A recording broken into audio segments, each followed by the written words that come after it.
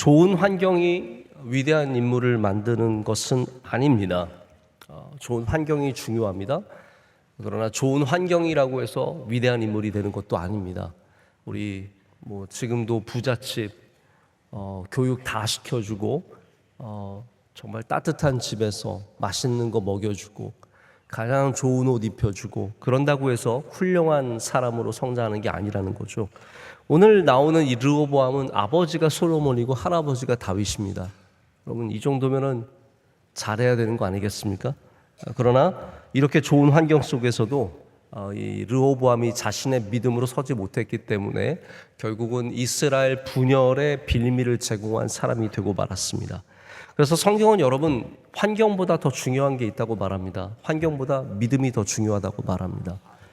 우리가 환경이 중요한 것은 분명한 사실입니다. 그것은 부인할 수 없는 사실입니다. 그러나 환경보다 더 힘 있는 것이 믿음이기 때문에 환경의 핑계로 우리 계속해서 환경을 탓하고 환경 때문이라고 핑계대는 것은 우리 하나님 앞에 맞지 않습니다.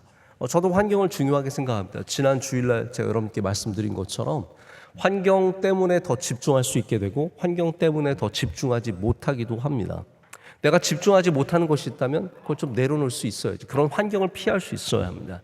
제가 만약에 설교를 준비하는 환경을 택한다면 아마 조금 더 집중할 수 있는 막 복잡하고 시끄러운 곳이 아니라 좀 더 집중할 수 있는, 그리고 디지털 기기가 별로 없는 그런 곳을 택할 겁니다. 환경을 택하겠죠. 그러나 환경이 부족해도 하나님 말씀 준비할 수 있습니다. 왜냐하면 집중하면 되는 것이거든요. 어떤 사람들은 환경에 핑계만 대고 있습니다. 난 환경 때문에 이렇게 되었다. 좋은 부모님을 만나지 못했다. 내가 공부할 때 그런 게 없었다. 어떤 사람들은 환경의 한계를 넘어서는 사람들이 있습니다. 다윗은 환경의 한계를 넘어선 사람이고, 그리고 르호보암은 환경이 좋았지만 그는 이스라엘을 분열시킨 사람이 되고 말았습니다. 나중에 이제 애굽의 시삭이 쳐들어오죠. 한 르호보암 5년 때인가요? 애굽의 시삭 왕이 여러 군대를 데리고 에티오피아 군까지 다 해가지고 쳐들어옵니다. 그때 시삭이 쳐들어왔을 때 이스라엘이 큰 위기를 맞습니다. 그런데 감사하게도 르호보암이 스스로를 겸비하였다라고 역대하에 적고 있습니다. 그래서 열왕기상의 모든 인포메이션이 다 있는 게 아닙니다. 역대상하에도 다 있기 때문에 함께 이렇게 늘 볼 수 있어야 하는데, 그때 스스로 겸비해서 하나님께서 그 멸망시키시려고 하는 계획을 한번 후퇴하셔서 이스라엘을 보존시키고 화를 돌이키시는 그러한 내용이 나옵니다. 그런데 르호보암의 가장 큰 핵심적인 실수는 바로 오늘 말씀 본문에 있는 이 영적인 분별력을 상실했던, 지혜를 거부했던 사건입니다. 자, 오늘 이 말씀을 통해서 우리가 어떻게 지혜로운 사람이 될 수 있는지, 또 영적인 분별력을 가질 수 있는지 좀 함께 여러분과 생각해 보기를 원합니다. 많은 사람들이 이제 예전의 나라들이 다 그렇습니다. 노역을 하죠. 그러니까 나라에 큰 프로젝트가 있을 때마다 백성들을 끌어다가 백성들에게 일을 시키는 겁니다. 그러면서 이제 군 생활 비슷하게 가서 2년, 3년 일을 하기도 하고 집에서 왔다 갔다 하는 사람들도 있고 다양한 사람들이 일을 합니다. 그런데 솔로몬, 기억하십니까? 솔로몬은 많은 건물을 지었고 나라를 아주 크게 세운 사람입니다. 그러다 보니까 당연히 백성들이 일을 많이 했겠죠. 일에 지친 겁니다. 그래서 르호보암이 올라왔을 때 잘 됐다라고 해서 이 여로보암이, 이제 여로보암도 르호보암, 여로보암 여러분 잘 구분되세요? 이거 헷갈리시는 분 굉장히 많으실 거예요. 하필이면 똑같은 시기에 나라가 갈라질 때 이스라엘은, 북이스라엘은 여로보암, 남유다는 르호보암 해서, 그래서 외우기 쉬운 방법은 이스라엘, 여로보암 같이 이응으로 시작하는. 자, 이런 것까지 얘기를 해야 되겠습니까? 네. 그래서 북이스라엘은 여로보암이고 남유다는 르호보암인데, 여로보암이라는 인물을 좀 아실 필요가 있습니다. 이 사람은 갑자기 튀어나온 사람이 아닙니다. 솔로몬 때 큰 용사라고 적혀 있습니다. 바로 이 전장에 다 나와 있는 내용인데, 솔로몬이 여러 공사를 하고 있다가 여로보암이 아주 잘하는 걸 봤습니다. 이 사람 특별한 사람이구나 라고 해서 여로보암에게 감독을 맡깁니다. 여로보암이 리더십을 갖고, 근데 오늘 말씀도 이제 보면 아시겠지만 여로보암은 백성들의 아픔을 아는 사람이었어요. 현장에 있었던 사람이잖아요. 그래서 여로보암이 솔로몬의 일을 많이 돌보다가 여로보암이 너무 커집니다. 그래서 솔로몬에게 대적하게 되자 솔로몬을 피해서 이제 여로보암이 애굽까지 도망을 갑니다. 솔로몬이 죽이려고 했거든요. 그래서 도망을 갔다가 솔로몬이 죽자 르호보암이 등장하자 여로보암도 다시 등장을 하는 겁니다. 그런데 이 일을 백성들이 자기들이 말하기가 좀 어렵고, 그리고 경험이 있는 여로보암을 세겜으로 불러다가 여로보암에게 부탁을 해서 백성들과 여로보암이 함께 르호보암에게 이 일을 부탁하게 되는 거죠. 그래서 여로보암과 백성들이 한꺼번에 뭐라고 부탁을 하냐 하면, 우리가 노역이 너무 많다. 지금 솔로몬이 하는 것도 많고 다윗 때 했었던 일을 증축하고 재건축하는 일들도 너무 많아서 노역이 많으니까 제발 좀 이 일을 줄여달라라고 부탁을 한 겁니다. 근데 제가 여기 하나 르호보암에 대해서 좋게 평가하는 게 있습니다. 우선 르호보암이 들을 줄 알았다는 거죠. 그래서 이 이야기를 들은 다음에 르호보암이 그래? 그러면 3일을 좀 기다려라. 내가 한번 생각해 볼게. 바로 안 돼! 이러지 않았습니다. 제가 볼 때는 르호보암은 그때도 안 됐던 거예요. 그때도 마음이 전혀 이 백성들의 아픔을 헤아리는 마음이 없었던 겁니다. 그래서 결국은 나중에 조언을 2가지 받았을 때 자기의 마음에 드는 조언을 택하게 되죠. 여러분, 사람들은 대부분 자기가 좋아하는 걸 택하게 되어 있습니다. 아무리 이게 더 좋다고 얘기를 해줘도 그걸 듣는 게 사람이 아닙니다. 좋은 걸 뻔히 알고 있으면서도 자기의 원하는 대로 가게 되어 있습니다. 그래서 애초에 우리는 내가 원하는 것이 하나님이 기뻐하시는 것이 될 수 있도록 노력해야 합니다. 할렐루야. 그게 뭐 노력으로 되는 건 아니고 항상 깨어 있어야 되고 기도하고, 그래야 내 안에서 원하는 것이 하나님이 기뻐하시는 것이 될 수 있겠죠. 그래서 저는 이 물었다는 것, 이 먼저는 솔로몬의 모사들에게 물었다는 거에 점수를 주고 싶습니다. 처음 왕이 된 사람이 얼마나 잘하고 싶겠어요? 처음으로 그 자리에 간 사람이 얼마나 잘하고 싶겠습니까? 대부분 직장에 가서 처음 들어가면 잘하고 싶은 마음이 있지 누가 못하고 싶은 마음이 있겠습니까? 아마 르호보암도 잘하고 싶은 마음이 있었을 겁니다. 그래서 물었습니다. 솔로몬의 모사들에게 물었습니다. 잘 모르면서 묻지 않고 일하는 사람들 굉장히 위험한 사람이죠.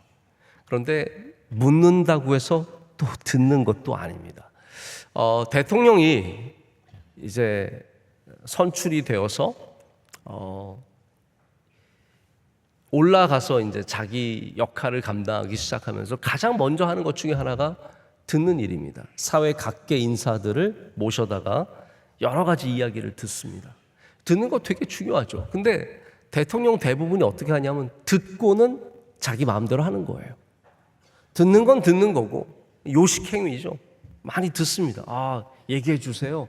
제가 듣겠습니다. 그리고 많은 분들이 다 그냥 본인이 원하는 대로 하죠. 이게 우리들의 한계입니다. 우리도 하나님께 묻습니다. 묻는 영성 얼마나 귀합니까? 하나님 어떻게 할까요? 그래 놓고는 하나님께서 아무리 응답을 해주셔도 결국은 내가 원하는 대로 가는 것. 우리 인간의 모습들이 대부분 이렇습니다. 그래서 하나님이 동의해 주시면 따라가고, 역시 하나님 뜻이 맞습니다. 그리고 하나님이 동의하지 않으시면 하나님 언제까지 응답을 하지 않으시려고 합니까? 하면서 계속 하나님 동의해 주시기를 원하는 마음이 많습니다. 여러분, 우리가 듣는 귀를 가지려면 묻는 것으로 멈춰서는 안 되고 열린 귀를 가져야 합니다. 나의 생각과 다른 것도 받아들일 수 있는 영성이 열려 있어야 우리가 분별할 수 있는 영성을 갖추게 되는 줄로 믿습니다. 우리가 분별의 영성을 가지기 위해서 꼭 가져야 하는 영성이 있는데 그것이 바로 공감의 영성입니다. 우리 한번 따라해 볼까요? 공감의 영성. 저는 공감의 영성이 참 귀한 거라고 생각합니다. 지금 솔로몬의 지혜자들, 이 모사들이 주는 조언이 무엇이었습니까? 한마디로 말하자면 백성들을 공감해 줘라 였습니다. 백성들이 힘들다. 이게 뭐가 맞고 틀리고의 문제가 아니라 백성들을 공감해 줘라. 이게 모사들의 가장 중요한 조언이었습니다. 그런데 르호보암과 함께 자라난 소년들, 이 소년들은 공감하지 못하는 아주 모진 말로 택하게 되죠. 아주 모진 말로 조언합니다. 내 손가락이 내 아버지의 허리보다 굵다. 이 말이 무슨 말입니까? 내가 더 강하고 난 그만큼 힘이 있고 우리 아버지가 적당히 했으면 나는 완전히 쪼여서 하는 그런 사람이라고 말하는 거 아니겠습니까? 솔로몬의 모사들은 공감의 훈련이 되어 있었던 지혜로운 사람들이었습니다. 여러분, 지혜라는 게 그렇습니다. 지혜라는 게 공감 없이 지혜를 가질 수 없습니다. 공감이 없는 지혜는 텅 빈 지혜, 지식에 불과합니다. 함께 자라는 청년들은 공감이 없는 목표 지향적인 정책만 있었을 뿐입니다. 이게 잘못된 방향으로 가게 되는 거죠. 혹시 여러분 요즘에 전란이라고 하는 영화가 나온 거 보셨습니까? 우리 교인들은 언제 영화 볼 시간이 언제 있겠습니까?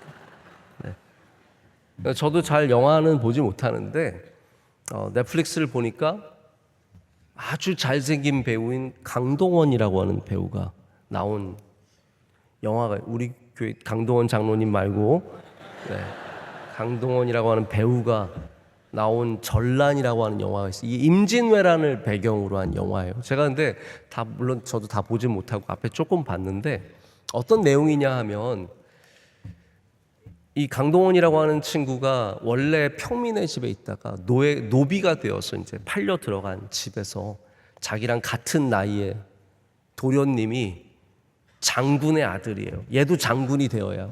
근데 무술을 잘 못해요. 그래서 얘가 가서 그 무술을 가르쳐주고, 이거 제가 너무 스포일을 많이 하는데, 얘가 계속 그 과거에 떨어지니까 얘가 대신 가서 장원급제를 해요. 그런데 이제 결국은 그럼 장원급제하면 노비 안 시켜주겠다 그랬거든요. 네가 따오면은 너 노비 문서 불태워줄게 그랬는데 따왔는데도 입 싹 닫고 오히려 죽이라 그랬어요. 비밀을 발설할까 봐. 얘가 나중에 살아있으면 네가 대신 시험 보고 발설할 수 있으니까. 이제 그런 상황에서 얘가 도망가는 이야기인데, 여기에 제가 드리고 싶은 말씀은 임진왜란이라서 왕이 그때 선조입니다. 선조 얘기가 나오는데, 선조가 어떤 마음을 갖고 있냐면 백성들이 고생을 그렇게 해도 천민은 천민이고 그러면서 절대로 백성의 마음을 이해해 주지 못합니다. 나중에 임진왜란이 끝나고 다 이제 불탄 성읍으로 돌아오는데 백성들은 굶어 죽어가느라 사람의 시체를 뜯어먹고 사는 거예요. 진짜로 정말 말도 안 되는 너무너무 힘든 삶을 사는데 왕은 돌아오자마자 이 나라의 근간인 궁을 다시 세워야 한다고. 그래서 궁 세우는 거에만 초점을 맞추는 거예요. 그 어마어마한 돈과 노역이 드는 이 수많은 사람들이 몰려서 힘든 일을 해야 하는, 사람들 다 빼빼 말라서 움직이지도 못하고 먹을 것도 없는데 궁부터 세워야 한다고. 공감을 못하는 거예요. 왕이 공감을 못하니까 나라가 엉망이 되는 겁니다. 제가 그거 보면서 참 선조라는 왕, 제가 얼마나 이게 역사적으로 맞는 얘기인지는 잘 모르겠지만 그 왕이 공감하는 것이 얼마나 중요한가를 생각해 보게 되었습니다. 제가 지난 새벽에, 며칠 전 새벽에 예수님에 대한 말씀을 드리면서 예수님이 공감하시는 분이시라는 거 여러분께 말씀드린 적이 있습니다. 그때 어떠한 본문이었냐면 마태복음의 본문인데, 세례 요한이 헤롯 왕에게, 이제 헤로디아의 딸에게 이제 죽지 않습니까? 그래서 죽은 다음에 예수님께서 그 소식을 듣고 마음이 너무 힘들어서 홀로 빈들에 가십니다. 홀로 있고 싶으신 거예요. 근데 많은 무리가 따라와요. 결국은 따라와서 예수님을 방해합니다. 홀로 계시고 싶은 그 시간에, 여러분도 혼자 있고 싶은 시간에 누가 막 사람들 몰이치면 쉽지 않잖아요. 근데 예수님께서 그 상황에도 변치 않는 마음이 있으셨어요. 그 막 쫓아오는 무리들을 보시고 이놈의 나중에 와 이러지 않으셨어요. 그 무리를 보고 불쌍히 여기셨다라고 되어 있어요. 그 힘들게 찾아온 사람들 보시고 불쌍히 여기시고 병자를 고치시고, 그 다음에 나타나는 기적이 뭐였냐면 바로 오병이어의 기적이 나타나는 거예요. 예수님께서 그 불쌍한 무리들을 보시고 가만히 내버려 두지 않으시고 밥을 못 먹는 사람들 보고 그냥 무심코 넘어가시는 게 아니라 계속 불쌍히 여기시고 먹이시는 모습이 있습니다. 여러분, 예수님에게는 끝까지 변치 않는 공감의 영성이 있었습니다. 할렐루야. 여러분이 어떠한 자리에 서시든 공감의 영성을 잃어버리시면 안 됩니다. 이게 성도들에게 얼마나 중요한 마음인지 모릅니다. 공감 없이 그냥 나의 능력과 나의 힘으로, 이게 바로 르호보암이 시도했던 거죠. 내 새끼손가락이 내 아버지의 허리보다 굵다. 나는 강하고 힘있고 내가 하라는 대로 해. 다 될 줄 알았지만 나라가 그래서 반이 갈라지는 것도 아니에요. 영토로 보면 반이 갈라지는 것 같지만 10지파가 북쪽으로 가게 되고 유다와 베냐민만 남쪽에 남게 되는 굉장히 안타까운 사건이 일어나게 되는 겁니다. 여러분, 그래서 공감의 자세 중에 하나가 남의 어려움을 느낄 수 있느냐예요. 남의 어려움을 느낄 수 있느냐. 남이 일하는 게, 저는 그렇게 생각합니다. 남이 일하는 게 많아 보여야 공감이 되는 겁니다. 제가 개인적인 좀 말씀을 드리자면, 저도 이제 저희 교회 함께 일하는 우리 부교육자들도 많이 있고 우리 교회 직원들, 스태프도 많이 있는데 제가 마음이 거칠고 못됐을 때가 있어요. 저도 그럴 때가 있습니다, 여러분. 마음이 막 거칠고 못될 때는 우리 부목사님들 보면 일 하나도 안 하는 것 같아요. 진짜 맨날 놀고 있어. 와서 뭘 하는 거야? 하루 종일 컴퓨터 앞에서 뭘 보다 가는지. 쉬는 시간 있으면은 참 교적 좀 정리 좀 하고, 교적을 보면요 틀린 게 너무 많아요. 근데 이거를 고치질 않아요. 몇십 년 전, 지금 70세 집사님인데 젊은 얼굴로 이러고 있는 사진이 아직도 거기 있어. 얼굴이 매치가 안 돼요. 신방 기록도 막 뒤죽박죽이고 주소가 다 틀리고, 지금 대학생인데 또 초등학생이라고 적혀 있고 이런 교적이 바꿀 게, 제가 봐도 바꿀 게 너무 많은데 그러니까 제가 마음이 거칠 때는 안 고친 게 다 보이는 거예요. 이것도 안 고치고, 또 보고서를 써도요 뭘 많이 틀려요. 우리 보고서 중에 제일 많이 틀리는 게 뭐냐 하면 지난주 거를 카피 그냥 페이스트한 거. 그래서 교구가 바뀌었는데도 지난주 교구로 이렇게 올라오고, 하여튼 그런 사사롭게 틀리는 게 한두 가지가 아니에요. 그러니까 제가 마음이 거칠고 못됐을 때는 이게 다 보이면서 아이고 이거 하나 제대로 못하냐, 대학원까지 나온 사람들이 내가 이런 걸 고쳐줘야 되냐, 글씨도 엉망이고 글도 엉망이고 다 틀리고 뭐 하는지 모르겠고, 우리 교회 스태프들도 세상에서 이렇게 편하게 사는 사람들이 어디 있어. 그런데 제가 하나님께서 주시는 낮은 마음을 갖고 있을 때는 얼마나 고생이 많을까, 얼마나 수고할까. 저기 순천에 장례를 또 갔다 와야 되고 또 병원 신방 가야 되고 얼마나 고생할까 생각하면은 마음이 너무 짠한 거예요. 그러다 또 못된 마음이 들면 또 이거 일 하나도 안 하고. 네. 여러분, 우리가 하나님 앞에서 좀 낮은 마음을 가지면 남의 일이 커 보입니다. 저 사람 수고하는구나, 저 사람 고생하는구나. 그러나 우리가 마음이 거칠어지면 남의 일들이 더 작아 보입니다. 아무것도 안 하고 있구나. 르호보암은, 이 청년들은 백성들이 하는 일들이 커 보이지 않았습니다. 공감하지 못했고 남의 일이 중요해 보이지 않았고 그들의 삶이 귀해 보이지 않았고 내 생각과 내 주장만 중요하고 귀해 보였기 때문에 바로 이 문제가 생기는 거죠. 여러분, 성령 충만해야 세상적인 거친 마음들이 죽고 낮고 부드러운 마음 되는 줄로 믿습니다. 성령 충만이 신비하지 않습니까? 뜨겁지만 부드럽습니다. 타오르지만 거칠지 않습니다. 르호보암은 한마디로 성령 충만하지 않았습니다.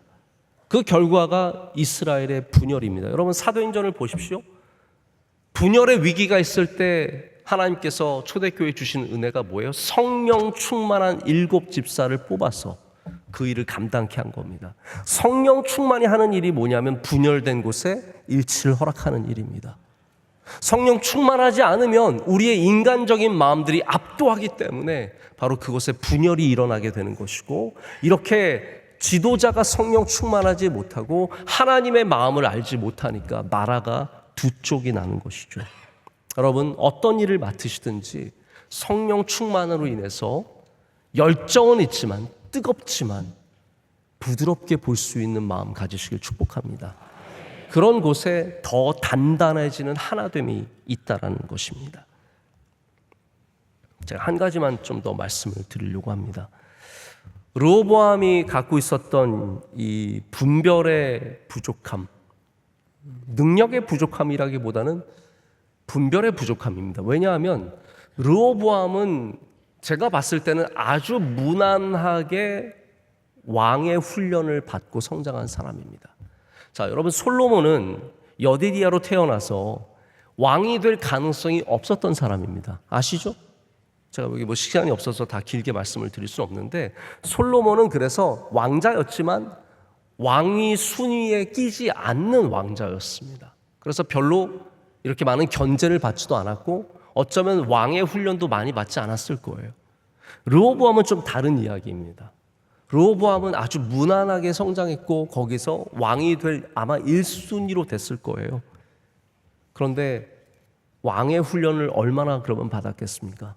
하지만 그 많은 훈련을 받고도 분별할 수 없었기 때문에 잘못된 조언을 따릅니다. 특별히 르호보암이 분별하지 못했던 것이 뭐냐면 왕이 가져야 하는 마음에 대한 분별력이 없었습니다. 11절을 보면은 그와 함께 자란 청년들이 하는 조언이 이것이었습니다. 내 아버지께서 너희에게 무거운 멍에를 매게 하였으나 이제 나는 너희에게 멍에를 더욱 무겁게 할지라. 내 아버지는 채찍으로 너희를 징계하였으나 나는 전갈 채찍으로 너희를 징계하리라 하소서. 그래서 이제 르호보암이 이 말을 듣고 14절에 가서 그대로 백성들에게 얘기합니다.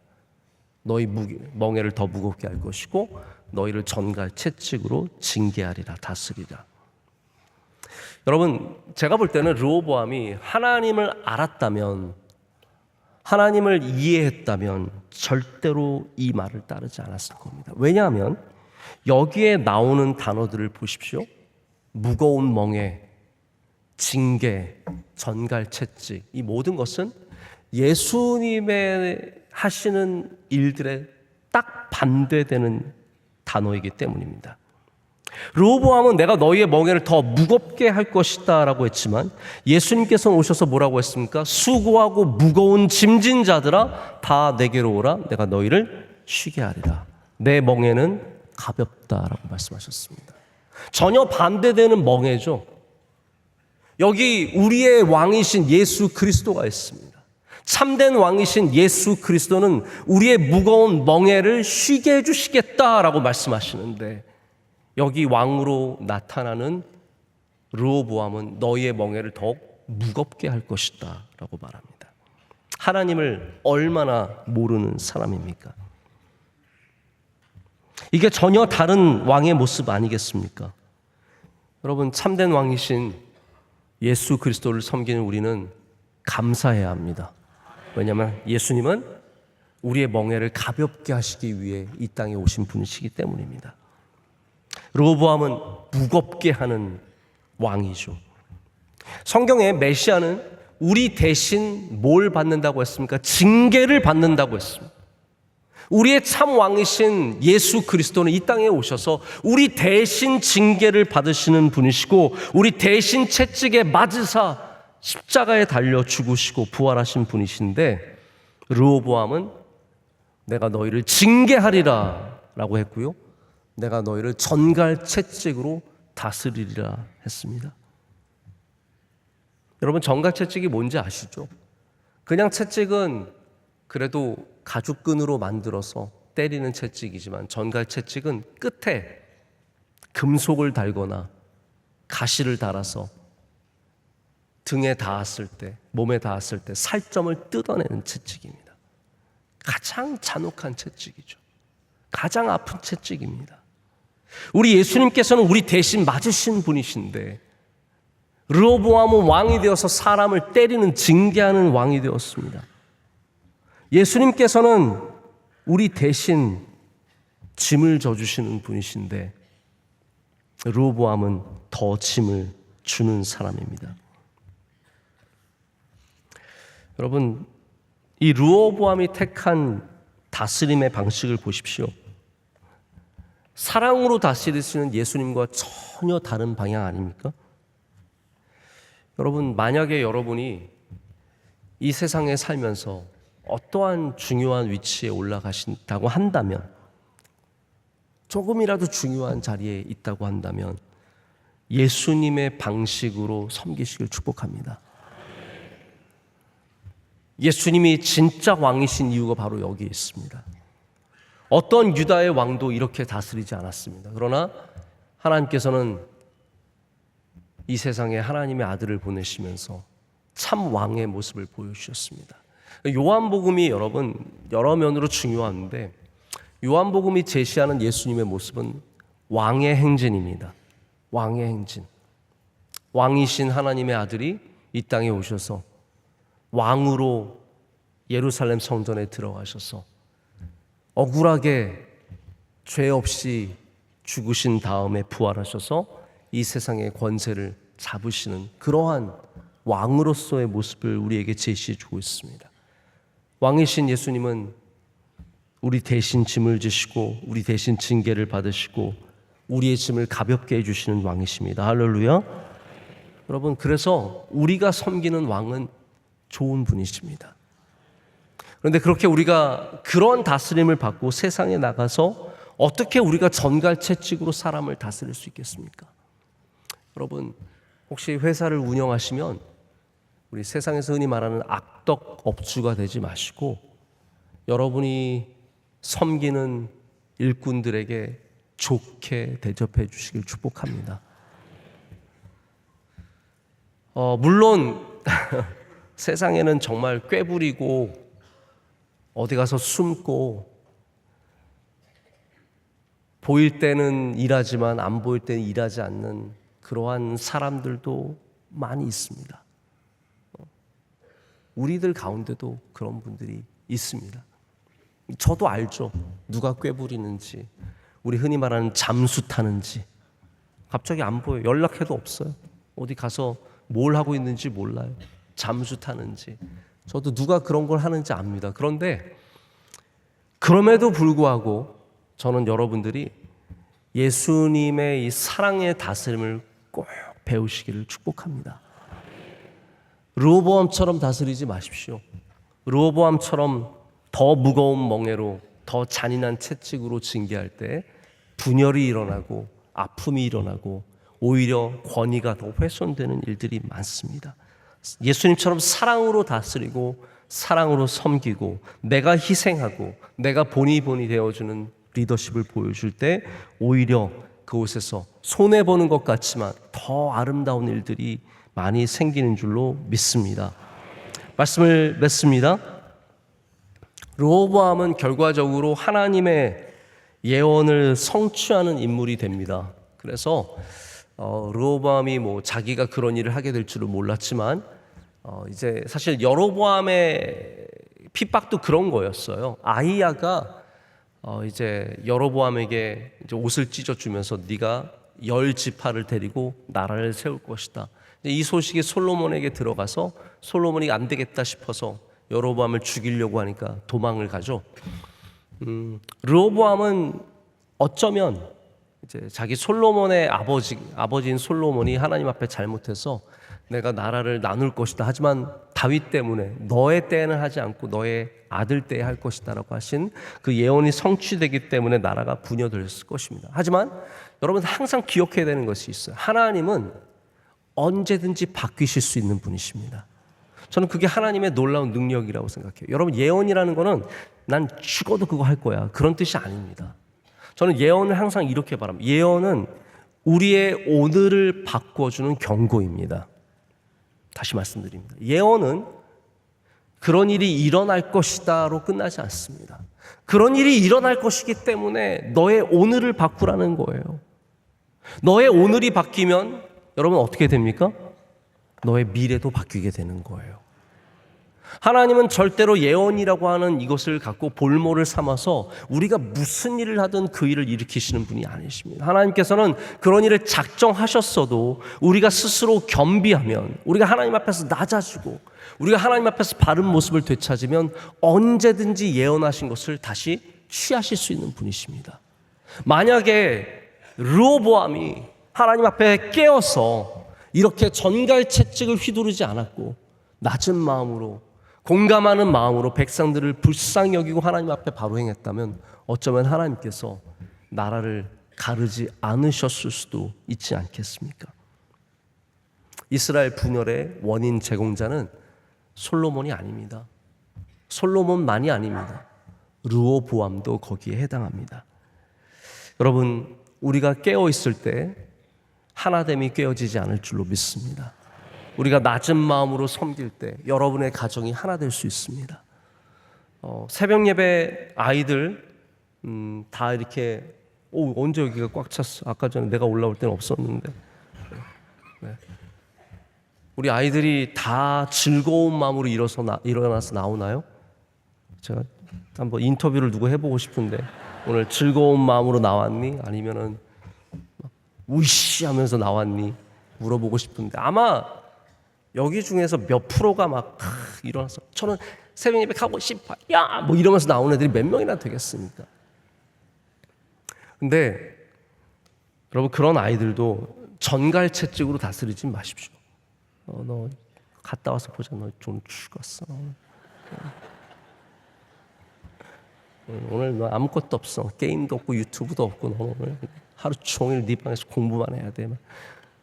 계속 오면서 계속 쪼는 거예요. 너 오늘 너 새벽 예배도 안 가고 너 그게 인간이라고 생각하냐? 너 명성교회 교인이 새벽 예배도 토요일 날 안 오면서 네가 그러고 복을 받을 생각을 해?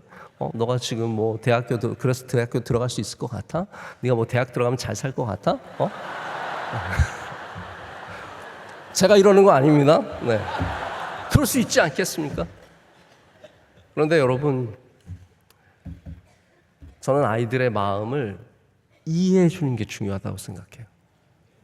저희 부모님도 늘 그러셨어요. 저한테 한 번도 막 또 새벽 예배 막 이러지 않으셨어요. 일어나기 힘들지? 그래, 네가 알아서 해라. 일어나기 힘들지? 공부하기 힘들지? 목회 힘들지? 가정 힘들지? 어렵지? 여러분, 어려운 걸 알아주면 마음이 위로를 받습니다. 내가 말했지. 어저께 일찍 자라고 말했어, 안 했어? 어저께 네가 9시에만 잤어도 네가 지금 빨떡 일어나서 눈이 반짝 떠질 텐데, 네가 어저께 늦게까지 그렇게 뭐 하면서 11시 반에 잤으니까 네가 지금 이러는 거 아니야? 여러분, 애들은 이유를 알고 싶은 게 아니에요. 내가 왜 이렇게 힘든지. 그냥 힘든데 거기에 위로해 주실 때, 힘든 거 알아. 저도 저희 아이들한테 그래요. 야, 너 진짜 목사 될래? 목사 힘들다? 너 새벽 예배 이렇게 맨날 일어날 수 있겠어? 다시 한번 생각해봐.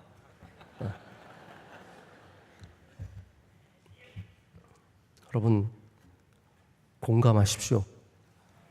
르호보암이 공감하지 못한 그 하나만으로 나라가 이렇게 산산조각이 났습니다.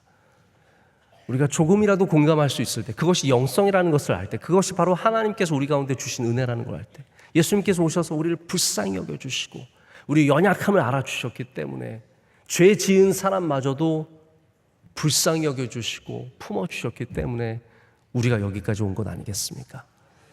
오늘도 이 말씀을 통해서 여러분에게 성령 충만의 은혜가 있으시길 축복합니다. 성령 충만하면 뜨겁습니다. 뜨겁지만 부드럽습니다. 성령 충만하면 열정이 넘칩니다.